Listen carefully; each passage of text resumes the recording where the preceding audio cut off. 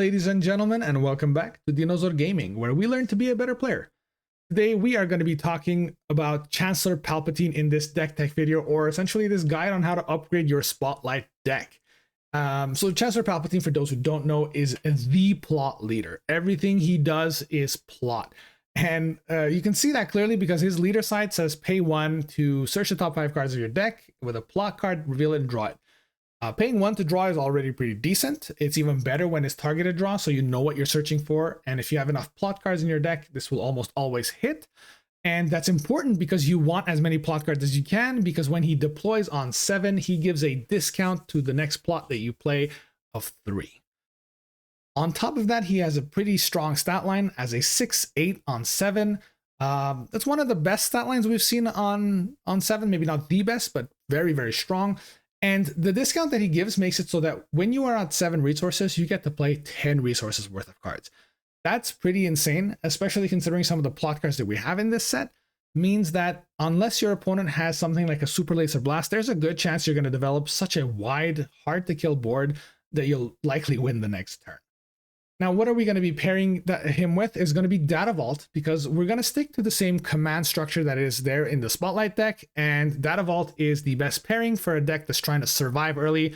There's not enough variance in terms of power level of the cards, so that extra 10 cards is not going to be a hindrance. It might actually be a benefit, whereas that extra 3 health is enough to sometimes swing a matchup completely. So let's talk about the thing that you guys are all here for. It's the deck list. Don't worry, it will be in the description below, just like it always is, as well as a little written guide if you want to go over it.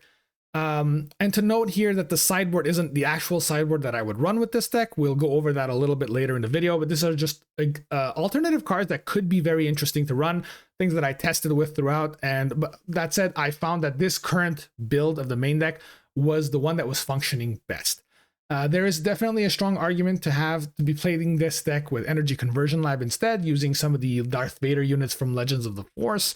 But I do believe that that is better accomplished with other leaders that have the same color pairing, and it's better to focus much more on what Chancellor Palpatine himself is trying to do, and that is plot. So just like with any other deck, the first thing we're going to talk about is going to be the goal of the deck. Essentially, what are you trying to accomplish when you're playing Chancellor Palpatine?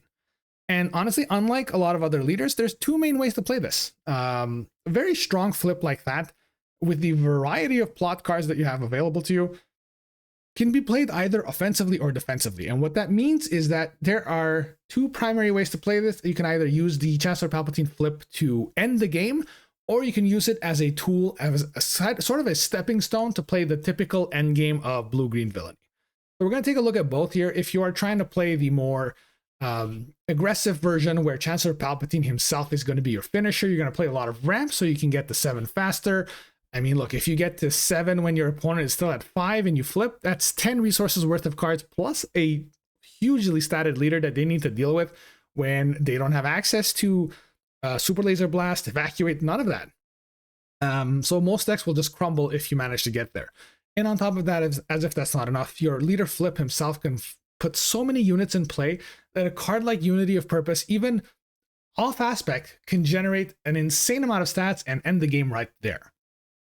The second main way to play Chancellor Palpatine is to use the Chancellor Palpatine flip as a defensive tool.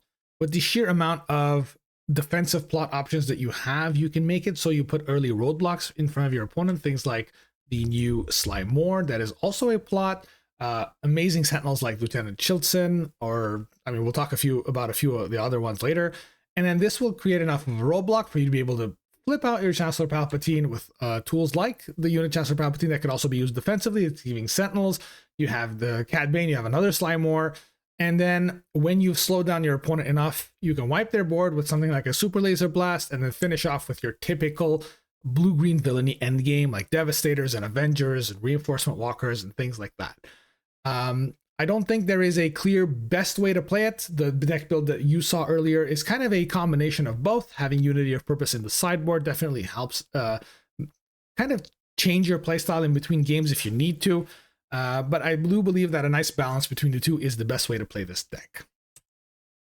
Let's talk about the good plot cards. Like, what are we running and why? And the obvious ones are going to be Cad Bane, Mas Amedda, Unveiled Might, Chancellor Palpatine, and Sly Moore.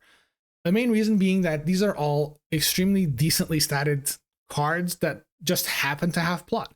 Cad Bane is a 4/5 that can kill something that has 2 or less remaining HP. Devastating Gunship sees a ton of play with the essentially the same effect with a 1 less power, but with grit.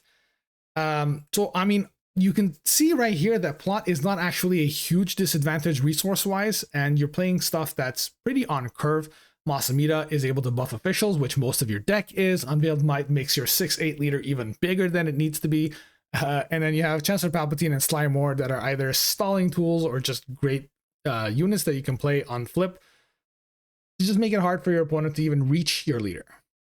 Honorable mention here to First Light. First Light is a fantastic card, but will only really realistically see play if we see a heavy shift into the space meta. I don't think we're there just yet, especially not space units that can die easily to it. But if the meta does shift in that way, First Light is going to be amazing in Palpatine. You're able to play this for 4 when you flip. Not only are you presenting a huge body, a 5/7 for 7 is amazing. We've seen that in Darth Vader, and extra card draw is always wanted. There are some other plot cards that are decent, but not necessary for the deck. FN Trooper Corps is a great example. It's amazing in any leader that is able to flip on 5, but Chancellor Palpatine doesn't really care for that 1 extra experience token. The Dogmatic Shock Squad can definitely be put into the side deck. It's just that a 4/6 Sentinel, while good against aggro, is typically a bit late when you're trying to do this on flip. That said, it's not a bad card, and it could definitely see some play in the deck. You have Jar Jar Binks, a very aggressive, strong card, but a temporary buff is much better suited in a deck that's trying to use their stats immediately rather than a Chancellor Palpatine deck that just wants to flip and make a huge board. And lastly, we have Synthekaz. Off color, yes, but the effect is fantastic. And look, Synthekaz normally would cost 8 in this deck, but because of your Chancellor Palpatine discount, it's only going to cost you 5.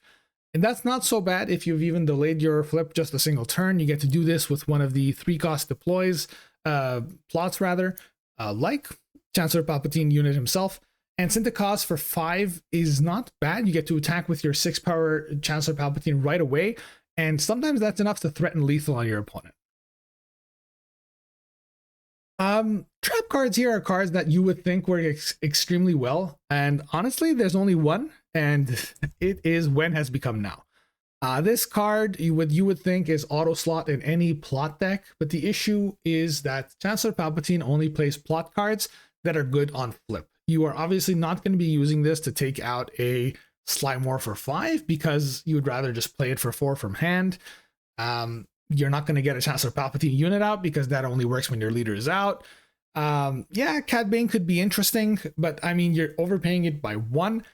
You're not actually gaining card advantage because you have to have this in your hand. I think this is one of those cards that's great in theory, but the current deck doesn't run enough plot cards that are good by themselves. They all rely on your leader to do other things to be good. And that is why I think When Has Become Now often feels like a dead card in your hand and should not be in this deck. Now, let's talk about survival tools, because surviving is something that's very difficult as this deck, and it is your main weakness. Most of the time when you get to the late game, many other decks can't really handle you. So how do we actually get there? And so we're going to target the 3 main archetypes and how to survive against them. The first one obviously being aggro. Against aggro, you need early sentinels. You need things like Chaozu, you need Magna Guard, Royal Guard, where in the space you have Supremacy Tie. These are all amazing tools that you have at your disposal. You should be using them. No matter which type of build you have for Chancellor Palpatine, these Sentinels are enough to stall and get you to your flip. Next up, we have the more mid-rangey decks, especially pilot leader decks this set, and the main way to deal with them is going to be Condemn and Traitorous. Condemn is one of those cards that was heavily underrated when it was first revealed, but honestly, it is a phenomenal card. If your opponent flips their leader, like, let's say Vader or Boba or Luke on their ship, and you put the Condemn on it, you essentially killed that unit. -6 attack makes it so most of the time they just won't deal any damage, or they might deal 1 at best, and losing all of their abilities is sometimes worse than losing your leader, because a lot of the times you want your leader to have abilities. All the when attacking abilities are going to be deactivated for that leader. It is a great tool, and honestly, for 3 cost, it's a no-brainer. Whereas Traitorous is the main way you have to deal with early piloted ships. Most of the time when your opponent puts down a Millennium Falcon and starts putting some pilots on it, you can't deal with it, especially if they have at least one other unit, so your Power of the Dark Side won't hit them. Traitorous is a great tool to just completely turn the game around. Now, lastly, we're going to talk about survival tools against other slow decks. Things like double blue decks or other blue villainy decks. You would immediately lose if you're not playing the typical pair of Vigilance and Restock, especially because you are drawing extra cards with your leader ability. Even though you're running Data Vault, most of the time they will be as well. So you need to rely on Restock, putting your Vigilances back into your deck to not get milled out and mill your opponent out instead. This is the harsh reality when you're playing any slow blue deck. These are necessary cards, must have, at the very least, in your sideboard. Now let's talk tech options. Essentially, what are some great cards that you can have in your sideboard or to adapt to your local meta?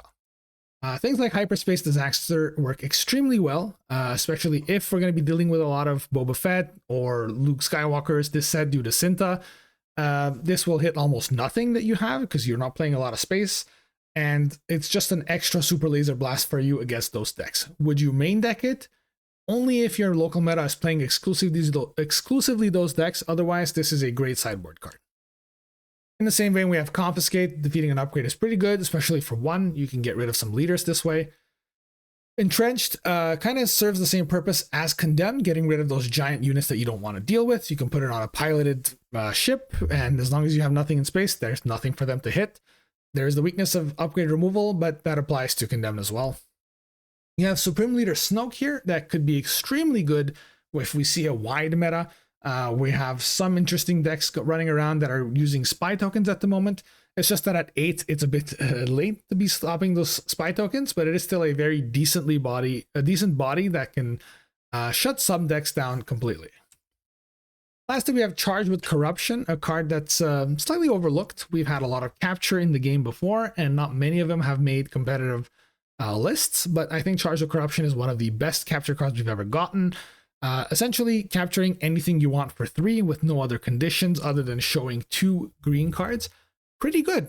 I mean, you get to capture, if you flip your leader, for example, you get to capture something that they have in space. And there's a good chance that against decks that you're capturing stuff, they're not going to be able to kill your leader. And even if you're not waiting for your leader turn, Slymore can slow down your opponent's aggro, and then you use Charge with Corruption to steal their unit. Stall just enough, even if they eventually kill your Slymore and get their units back, it might be just too late. It might be your Super Laser Blaster. Now let's talk some alternative cards. Some of these were in the initial deck list's sideboard, but we'll talk some more details. Maul is a great card and a perfect alternative to Vader if you either don't have it or don't want to play it. Maul has better stats than Vader, but doesn't help you build a wider board. And it is extremely crucial against decks that have 7 health leaders that need to die immediately. Things like Mother Talzar or Quinlan Voss. If you manage to ramp and drop this on their leader flip, most of the time you'll win the game right there. We have Colonel Yularen, which is much needed healing in the deck that surprisingly doesn't have too much. Most of the restore is unfortunately on the heroic side. But Colonel Yularen alongside Salacious Crumb are some of the best healing tools you have at your disposal. On top of that, Yularen is an official, so you get to buff him with stuff like Moss Amida. I would say he might even be an almost auto include in the deck, but it is at the very least an alternative card you should be considering if you are playing this deck. There's also Merciless Contest if you want more access to Power of the Dark Side. The only reason that I'm not currently playing this in the main deck is because in the current meta, a lot of decks are going extremely wide, and cards like Power of the Dark Side and Merciless Contest kind of lose their value if your opponent has a bunch of garbage lying around. They can just choose and kill. Lastly, we have Reinforcement Walker, a phenomenal tool, one of the best draw and or healing options that Command has access to. And while in general this is great, on the 8 resource turn, you usually end up using all of your resources for either Unity of Purpose or maybe that's when you're flipping your leader. I found that most of the time he wasn't necessary when I needed him to, but I think this is one of those cards that would be a great sideboard card against other mid-range decks when you're going into that attrition and everyone's fighting for that last card. Reinforcement Walker can sometimes just seal the game by himself. And honestly, that's it for this deck tech, guys. If you want to see gameplay of this, stay tuned. We will likely have one in the channel in the coming week or two. This is the Chancellor Palpatine list that I have been brewing and testing online to great success. And I hope that you guys enjoyed as much as I did. And on that note, I want to thank you guys so much for watching, and I will see you guys next time.